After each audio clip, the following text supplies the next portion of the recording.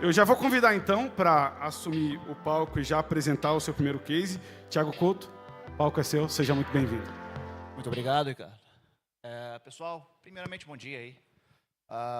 Vou falar de uma forma bem breve aqui o nosso case. O timer está onde? Está muito... Opa, obrigado. Bom, vou falar rapidamente aqui do legado Lake House, como a operação federada reduziu custos e acelerou entregas no Grupo Águia Branca em um ano. Então, até pelo nosso tempo aqui, vou dar uma... Não está indo.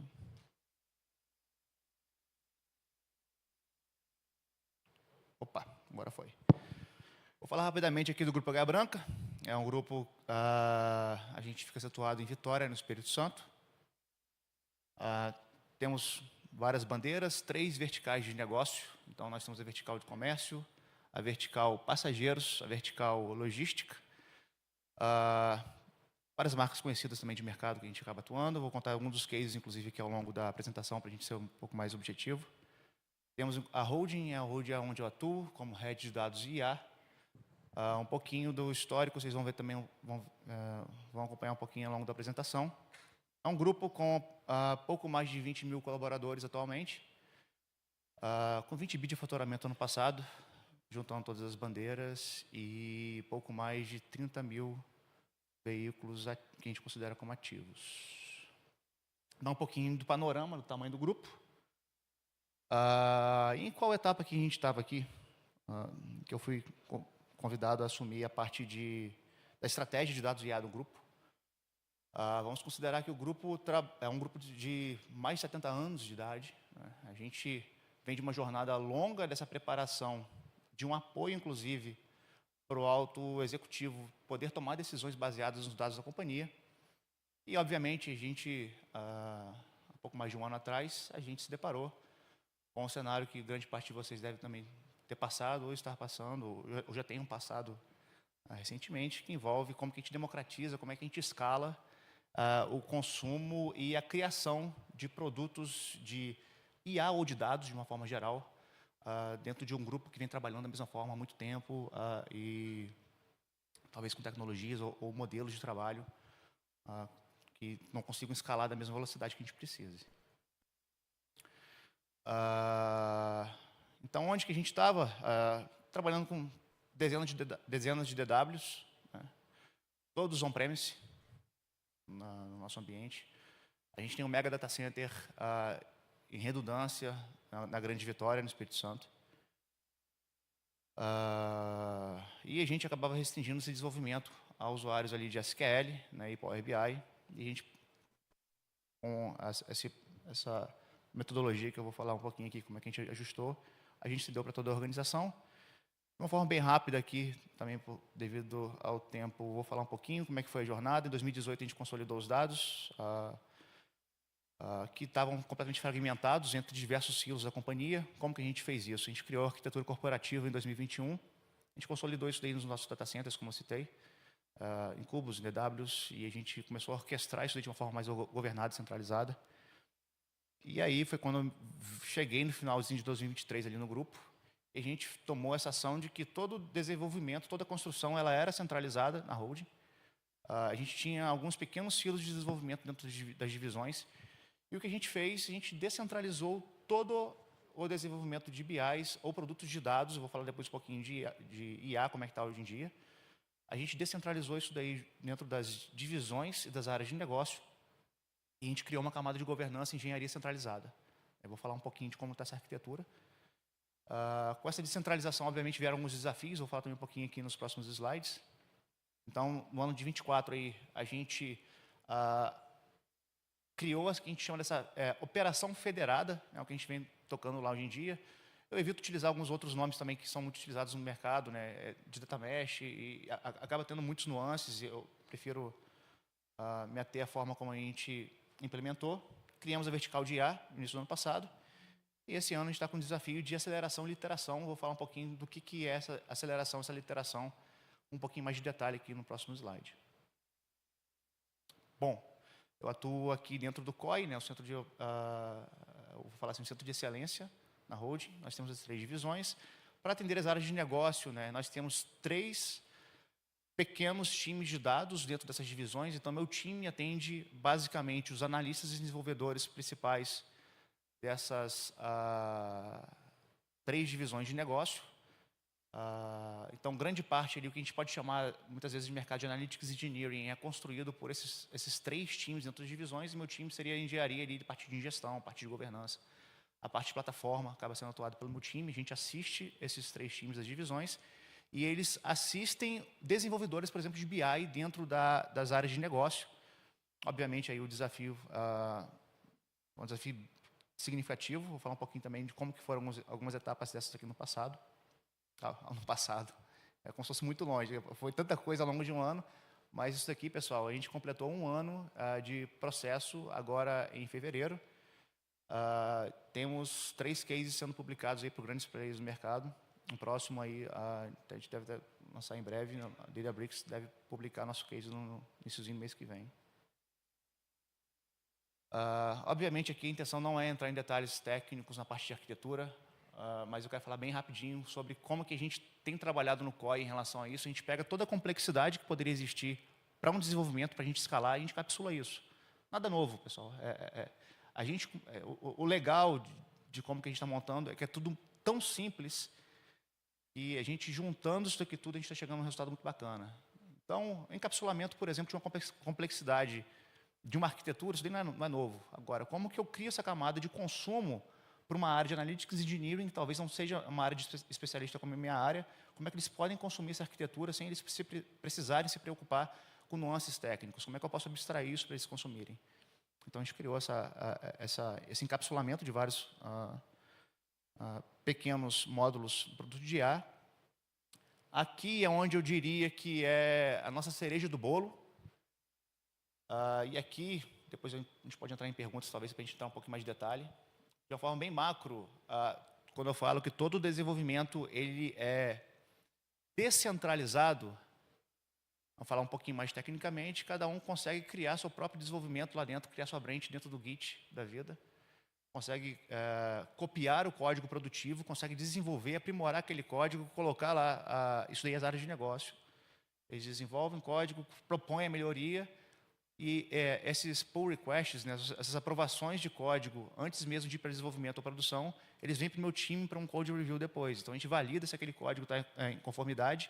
E antes de chegar para o meu time, hoje nós temos aproximadamente 12 processos nessa esteira, utilizando hoje em dia GitHub Actions, onde a gente valida lá, tem uma dezena de cheques, se tem, por exemplo, alguma brecha de dados sendo implementada naquele código, né, que pode acabar expondo algum dado, se tem alguma tentativa de acesso indevido, inclusive em alguma tabela, talvez aquele desenvolvedor não deveria ter acesso, né, porque ele acaba utilizando um service principal para poder fazer o encerramento da solicitação.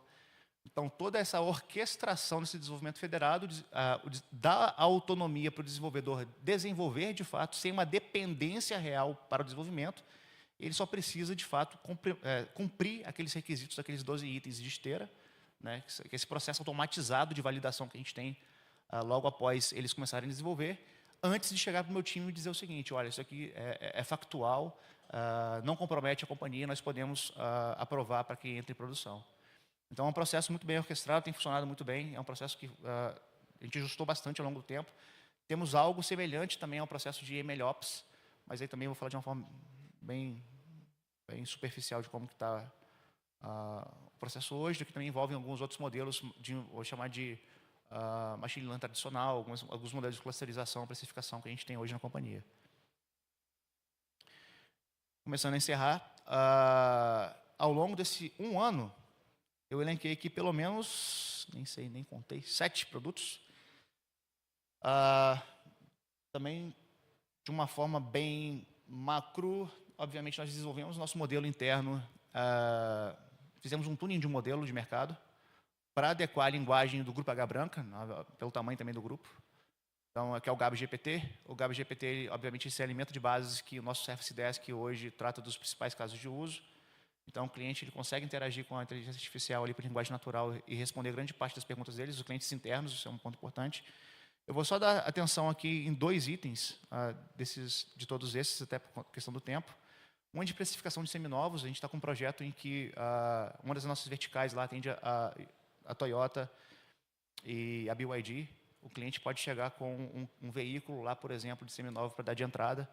A gente tem um processo de precificação e um modelo que hoje atua auxiliando a precificação dessas concessionárias. E a gente está, inclusive, para implementar um de visão computacional para identificar avarias nesses veículos. Deve ser concluído até o final desse ano. E na última semana, que acho que é o último caso aí, recente, temos aí o Lead Center, que é uma IA de interação através de WhatsApp, hoje que a gente construiu também de linguagem natural, para tratar com possíveis clientes, hoje já em atuação com a Toyota desde semana passada. Na próxima semana a gente já entra com a BYD também. Todo o contato do cliente através de WhatsApp.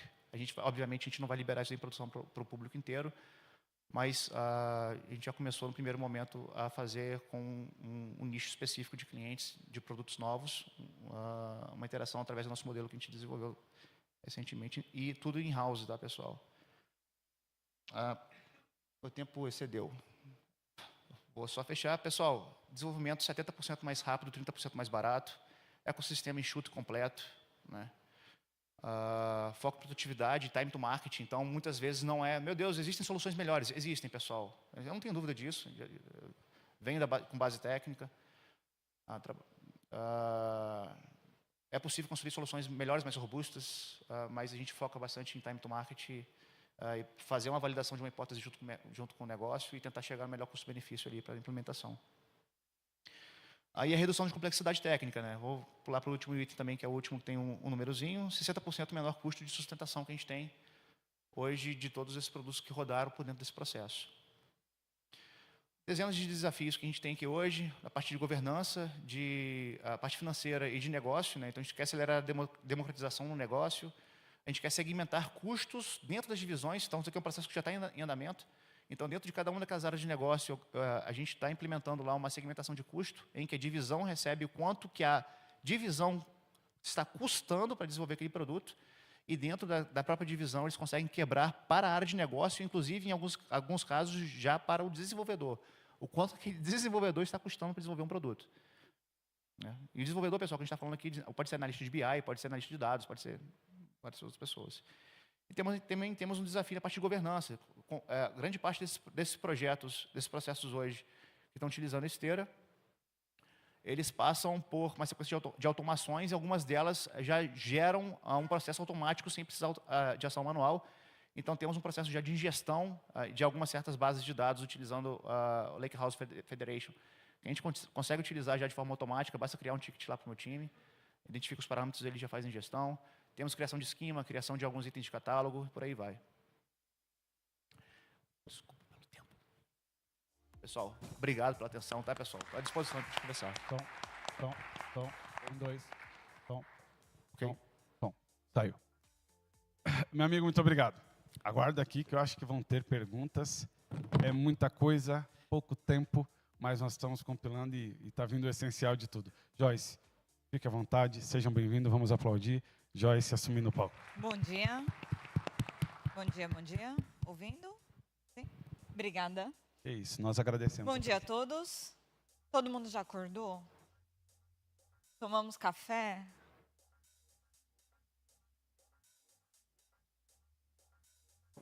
Pessoal, vamos lá. Meu nome é Joyce. Atualmente, acho que meu maior desafio, além de fazer inteligência artificial com baixo custo, é fazer um mestrado. Isso dá trabalho. Né? Aqui é um pouquinho de tudo que eu faço, quem eu sou, o que eu já fiz. Está tudo lá no LinkedIn, então a gente consegue ver por lá.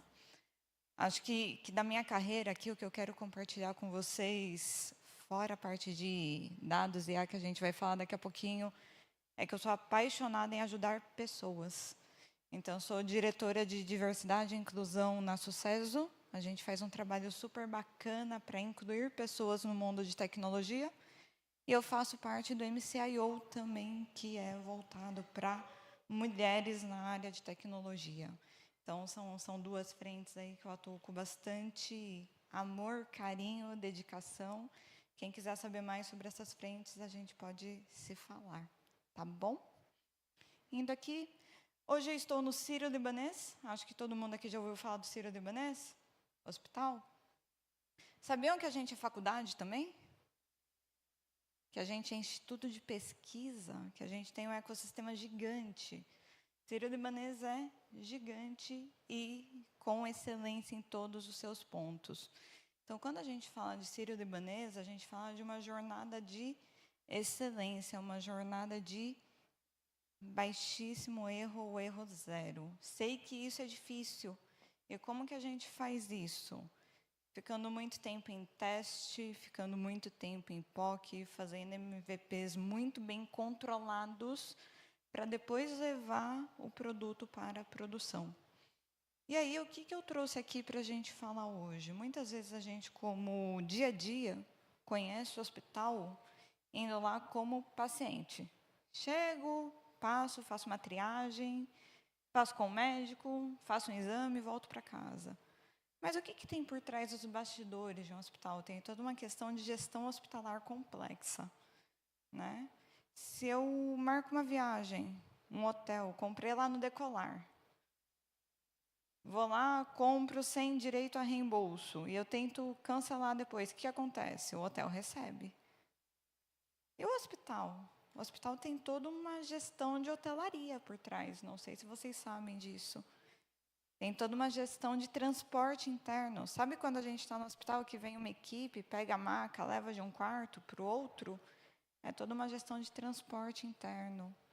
Então, eu preciso acompanhar todo esse dia a dia. Eu preciso fazer tudo isso com muita eficiência. Então, o que eu trouxe aqui para a gente falar? Quais são os desafios que a gente tem hoje na gestão hospitalar e como que a inteligência artificial ajuda nisso, né? Então, o que eu trouxe aqui, alguns desafios, né? Demanda de paciente. Alguém esperava pela crise da Covid, pela pandemia? Por superlotação? Ou quando volta de carnaval, que tenha lá uma virose nova e o hospital fica com 5, 6 horas de espera? Como que eu faço para controlar isso? Como que eu olho superlotação, altas taxas de ocupação? Como que eu gerencio os recursos que estão por trás disso? E aí eu não estou falando só de ter uma cadeira para a pessoa esperar, mas sim de ter um medicamento, de ter um enfermeiro, de ter o equipamento disponível para fazer exame, de ter o leito disponível se eu preciso internar, né? Como que eu faço a gestão de tudo isso? Principalmente sem comprometer a qualidade de vida dos pacientes e dos profissionais. A gente está numa crise de mercado aí, como muitos sabem, de burnout. Como que um enfermeiro com burnout vai tratar bem de um paciente? Como que um médico estressado vai cuidar bem de um paciente? Então, eu também tenho que olhar para a qualidade de vida dos profissionais que estão atendendo esse paciente. São essas as complicações que a gente tem por trás de uma gestão hospitalar, né? E aí, existem diversos estudos já no mercado, vocês podem pesquisar à vontade, que falam que quando eu trabalho com uma gestão otimizada, eu consigo reduzir internações desnecessárias ou reinternações por conta de altas precoces em até 30 dias. Ou seja, se o time está focado, se o time está disposto, se a atenção dada é de excelência, eu consigo reduzir taxas. E o que isso traz? Qualidade de vida para o paciente, traz excelência médica para a sociedade, né? Aqui alguns números para vocês. Estou na frente, né? Deixa eu ficar aqui. Alguns números aqui. Se eu aumentar a minha taxa de ocupação em 5%, isso é estudo de mercado mundial, eu tenho uma chance, um risco de aumentar em 1,1% a mortalidade no hospital. Tal como eu tenho 3,1% de aumentar o risco de mortalidade cirúrgica. Ou seja, superlotação, muita gente na espera, cirurgia correndo, aumenta o risco de mortalidade. Então, eu tenho que controlar a superlotação, eu tenho que controlar os meus recursos. Quando um hospital chega numa taxa de ocupação acima de 90% de ocupação, eu tenho sobrecarga da equipe médica impactando, e assistencial, né, toda a operação, impactando diretamente na qualidade do atendimento. E aí a gente vem e fala de inteligência artificial, que é o grande hype, né? Só que o Sírio não entrou nessa do hype, a gente não fala de inteligência artificial de hoje. O Sírio usa a inteligência artificial na gestão hospitalar desde 2018. E um grande desafio de usar a inteligência artificial é escalar a inteligência artificial. Quantos aqui já fizeram POC de inteligência artificial? Levanta a mão. Quantos colocaram essa mesma POC em produção? Levanta a mão. Metade. Por quê? Fazer POC é fácil. Eu pego um arquivo Excel, eu pego um TXT, coloco lá, rodo, resultado bom.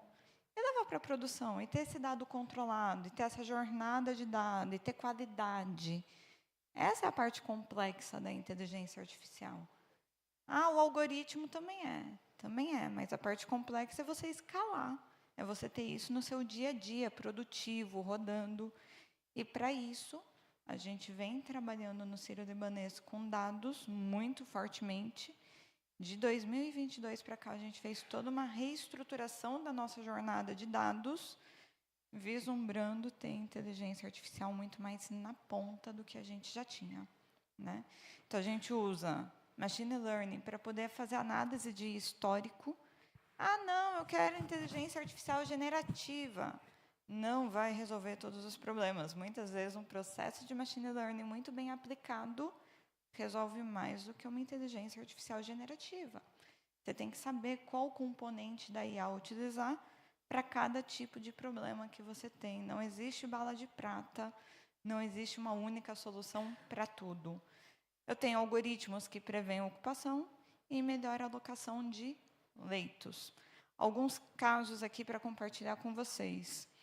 Hoje eu olho a minha previsão de demanda de paciente. Eu sei observar nos próximos 30 dias como que vai estar a minha ocupação hospitalar. Com isso, eu faço uma escala de time assistencial, de profissionais, de agendamento de exames. Se eu vou ter um pronto-socorro, um pronto atendimento muito mais cheio, eu preciso deixar os equipamentos de tomografia com mais liberdade de uso. Eu não posso agendar tantos exames no particular. Eu faço toda essa jornada de agenda a partir da demanda de pacientes. Eu otimizo esse agendamento. Então, qual que é a jornada que eu vou olhar? Como que está o meu fluxo? É de particular? É de convênio? Da onde que está vindo mais? Eu tenho alguma campanha no mercado? Outubro Rosa. Qual que é a campanha que está no mercado? Onde eu tenho que colocar mais público, aumentar a carga horária? E forecasting. Tem um case muito famoso de forecasting do Walmart. Ele é um case que mudou a gestão ali, eficiência operacional e financeira do Walmart. A gente pegou esse mesmo case e trouxe para o mercado hospitalar. Adaptamos todo o algoritmo dele, seguindo a mesma lógica, a mesma demanda, para prever a nossa necessidade de recursos. E, com isso, a gente conseguiu otimizar e muito a nossa jornada financeira, né? E aí, um hospital que tem uma receita de 3 bilhões ano e é filantrópico, qualquer 1% que eu otimizo, eu consigo reinvestir na sociedade. Impactos. Quando eu tenho melhor qualidade, eu tenho menos pacientes aguardando, eu tenho menos necessidade de altas prematuras, que às vezes acontece, tem muita gente esperando para poder ser internada, então dou uma alta que ainda não poderia dar, e isso gera uma reinternação depois, que é pior para o ciclo todo. Tenho redução de risco de infecções, porque eu tenho uma dotação controlada, e eficiência operacional, eu utilizo melhor os recursos ali que estão à disposição para o hospital. Para o futuro, como que a gente olha a inteligência artificial hoje, falando de Sírio? Eu acelerei porque ficou vermelho ali, tá, gente? Só por isso. A gente olha para a IA auxiliando na tomada de decisão. IA não substitui o profissional de saúde. IA não substitui a maioria dos profissionais. Ele substitui ações de dia a dia operacional, né? Muita gente fala, eu vou colocar IA para cortar 50% do meu call center. Será? É mesmo? Procurem case que deu certo fazer isso. Não acha. Então, não é para isso que IA precisa ser utilizada. IA é utilizada muito para melhorar a qualidade, melhorar a jornada, melhorar dia a dia, melhorar eficiência e eficácia, né? Usar chatbots na triagem. Então, ali sim, eu tenho uma melhora, até para o paciente, de ser mais rápido um atendimento. E, futuramente, aqui, já observando o que a gente está evoluindo, é usar IA em computação quântica, principalmente em toda a parte de pesquisa genética, que a gente tem evoluído muito isso em pesquisa no mundo. Algumas reflexões aqui para a gente sair daqui pensando. Todos aqui tomam decisões com IA. Então, IA não é o futuro, IA é presente, não só na gestão hospitalar, mas em tudo que a gente tem feito hoje em dia. Muitos de nós nunca pararam para pensar, mas a gente usa IA há anos, desde que a gente colocou o Waze no celular e usa ele para desviar a gente do trânsito. A gente já usa isso no dia a dia, né? Equilíbrio, nem tudo é tecnologia, nem tudo são pessoas. A gente precisa saber equilibrar esses dois mundos para ter um convívio bom, para cuidarmos de pessoas. Inovação contínua, e inovação ela não pode ser uma área da empresa. Tem muitas empresas que falam, eu tenho uma área de inovação. Inovação tem que fazer parte da empresa. Eu não posso ter uma única área de inteligência artificial ou que olhe para isso. Inteligência artificial tem que fazer parte do meu negócio. A minha área de negócio precisa estar habilitada para falar de dados, para falar de inteligência artificial, para poder ver onde isso melhora, né? E tecnologia não substitui profissional. Tecnologia ajuda a jornada desse profissional a ser mais produtiva. Pessoal, quem quiser conversar mais sobre o tema, só se conectar comigo, a gente se fala. E eu atrasei 3 minutos do Matias. Desculpa. Obrigada. Obrigado. Pessoal, antes do Matias entrar, quantos aqui são de empresas com 10 anos de existência? Levanta a mão. É um dado que impacta bastante. Quem é com empresas de mais de 10 anos de existência? Beleza. Bora, Matias. The stage is yours. Thank you very much. So, first of all, my apologies. I'm going to speak in English. I do speak Portuñol, but I feel more comfortable speaking in English. Well, I'm coming far away. I'm coming from Israel, and I'm going to speak a little bit about how we connect data with AI. So, first of all, we have 3 major ingredients in the AI world. The first of all, as you know, we call algorithm, or we call people or talents, which are, I think most of you are sitting here, which are coding, developing the stages, as my friends show, the complex algorithms that you need to develop in order to get an agent or an AI application. Together with it, it's come with the computing, which is a very precious source. I think in the past was quite expensive, but then more and more we came more good. The computing costs are lowering a little bit, as you can see with the new applications that are coming out. And the third one, as I call the oxygen or the fuel of the AI agents, it's data. So besides you are not Google, which is the only company today that has the 3 components in-house, most people do partnerships in order to get what actually they need at a good and fast price. So a little bit about ourselves or what Big Data is doing. We are more than 10 years in the business. We are the biggest company of data, public, available web data extraction in the world. We have around 20,000 businesses supporting around the world. Only here in Brazil, we have 300 partners that we are supporting. We extract, as you see, a lot of petabytes of data daily. And as I said, as more the world is complexing or changing the way how to trade data, we go with it, as we call AI-friendly extraction.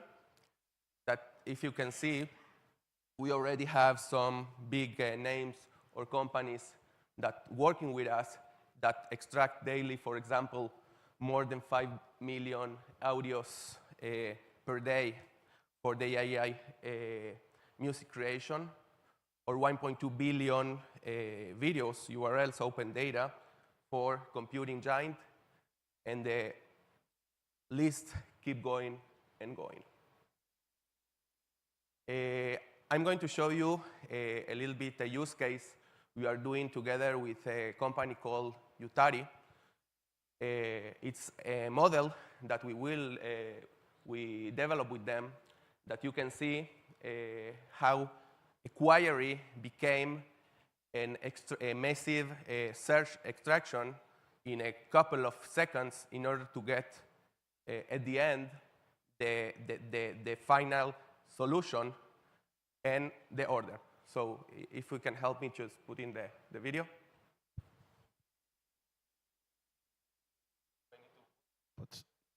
Você consegue soltar em cima no vídeo?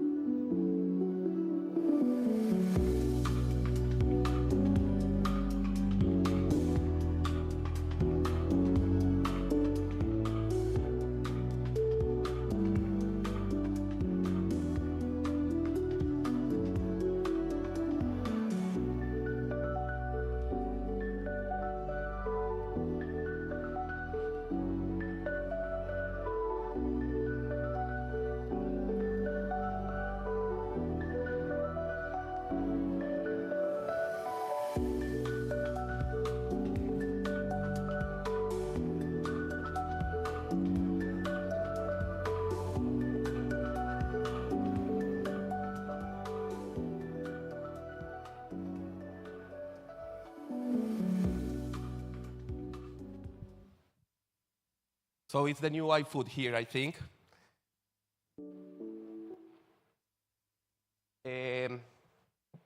As you see, at the end, the data is needed for all the stages inside the development of a tool or an AI agent or a foundation. When it came from data, we support from the first stage of the design, the deploy of the data, the training of the agents, the validation, the fine-tuning, and of course, the deploy, together with a couple of tools that helps at the end to escalate your business. So as the data came more and more a commodity, you can see here all dimensions of the data today. So for example, if I'm in the first stage of the AI model, which is I want to know, raise your hand who are developing AI agents today. And raise your hand who wants to develop it. Cool.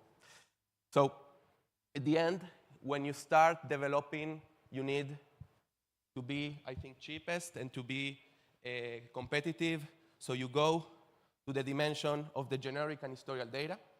And then when you pass the stages and you become more and more competitive, you go higher and higher to custom data specifically for the AI agents that you want.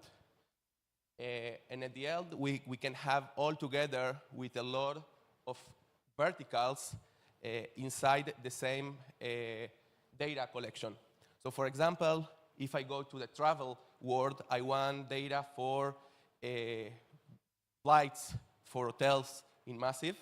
It could be in the training station for historical ones, or it could be on demand if I want a query and I need a flight right now, okay? Of course, the e-commerce world, who is have the two dimensions from the historical to the on-demand one, which I want to understand my competition, or I want to understand what is going on in the business, and also I want to understand where it became, which is support all the stages. And the list can be go on and go on. My apologies, I don't have enough time, but we can, of course, discuss after it. So thank you very much for having me, and of course, we will have questions after that. Thank you. Thank you, Matias. Pessoal, nós estamos abrindo agora esse momento para perguntas, e nós vamos iniciar já com uma pergunta que pontuaram para a gente. Qual ferramenta estão utilizando para desenvolver as soluções de IA? Lógico que se podem abrir essa informação. E em qual plataforma estão conectando? Pode começar, Thiago.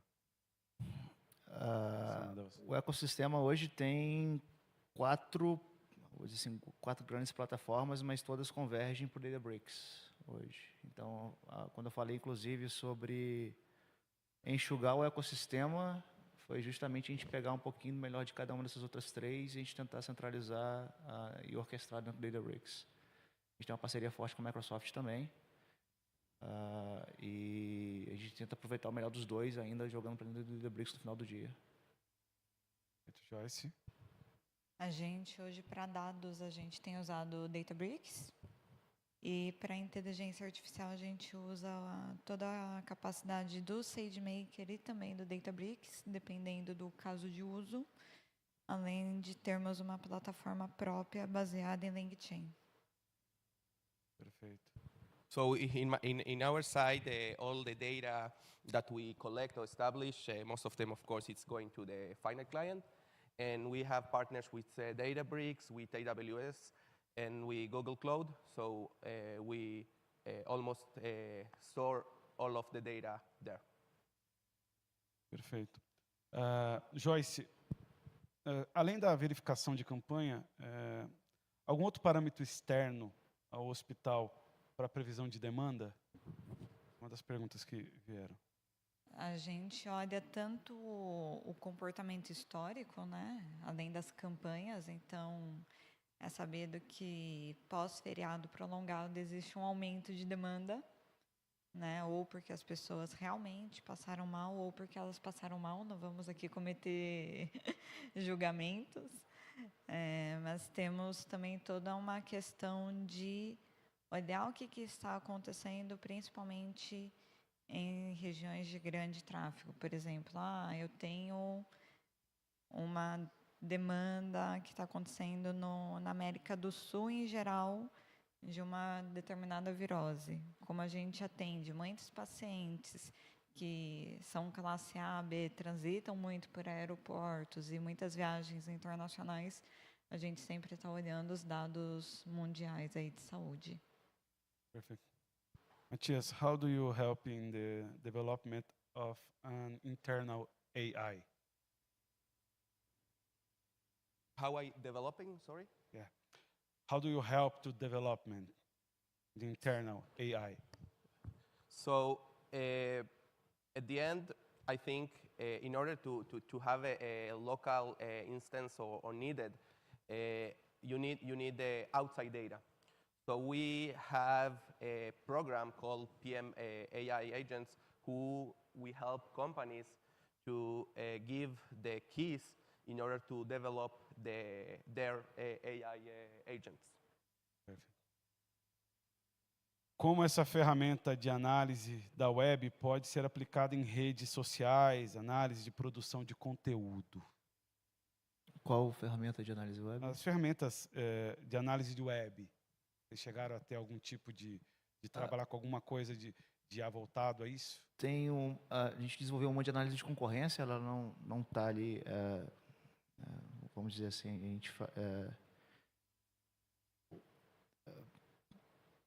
qual foi a pergunta no final do dia? Primeiro foi qual foi a pergunta no final do dia, perdão? Então, como é que vocês utilizaram? Se vocês utilizaram alguma ferramenta de análise da web para ser aplicada no ambiente de análise de produção de conteúdo específico?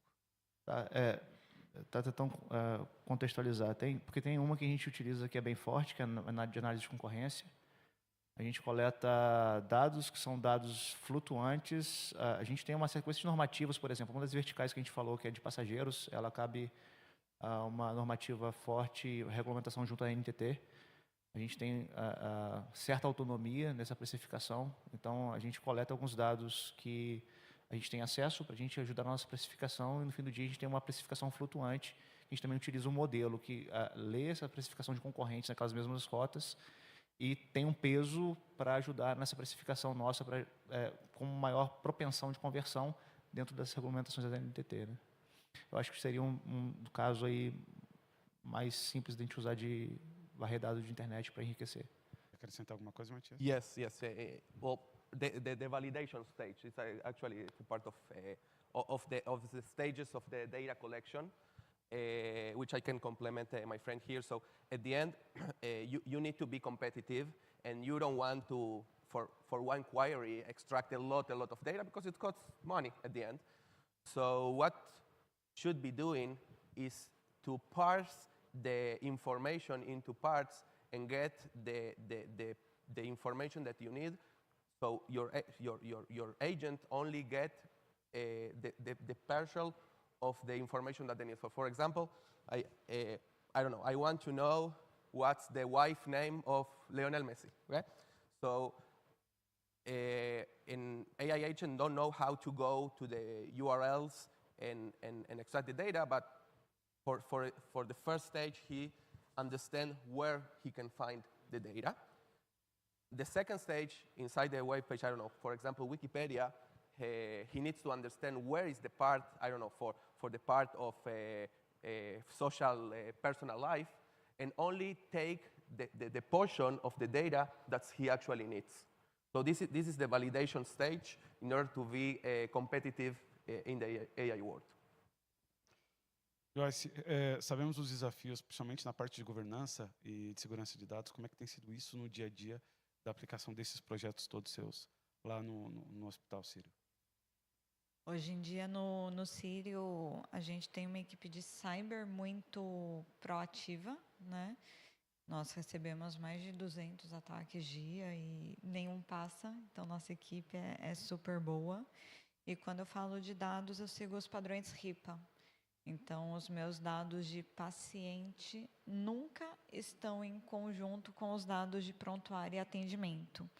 Né? Então, eu tenho toda uma camada de governança, de anonimização, e os dados para analytics não tem quem é o dono daquele dado, não tem quem é o paciente. Então, o meu risco ali de eu ter um vazamento da camada de analytics ou IA é tendencioso a zero. Tiago, a mesma pergunta para ti sobre esse cuidado de governança e gestão de dados. Ótimo. Dados sensíveis, obviamente, a gente mascara direto a partir da ingestão. A gente tem uma sequência de validações que a gente faz a partir, alguns que que o próprio negócio sugere para a gente, como detentores daquele domínio. E algumas vezes a gente identificando, talvez possa ter passado despercebido pelo negócio, a gente faz esse mascaramento interno. Esse mascaramento, talvez um pouquinho diferente, a gente faz uma camada logo após a ingestão, ou seja, se eu trouxe o dado da minha fonte para dentro, toda a parte que a gente trabalha a partir da área de analytics, esse dado já é mascarado. Isso facilita a gente nesse entendimento. E um dos pontos importantes ali que eu falei da esteira de validação, a gente tem hoje um daqueles 12 critérios, das 12 esteiras, um deles valida os metadados que a gente tem no ambiente de produção. Então, todo produto hoje nosso que ele está no ambiente de produção, necessariamente ele precisa ter os metadados de catálogo alimentados para poder informar e a gente poder fazer uma associação, uma correlação posterior desses produtos. Então, é uma forma que a gente tem hoje de permitir com que as próprias áreas de negócio que dominam de fato o significado daquele dado, eles consigam retroalimentar nosso catálogo corporativo sem a gente perder esse controle da governança.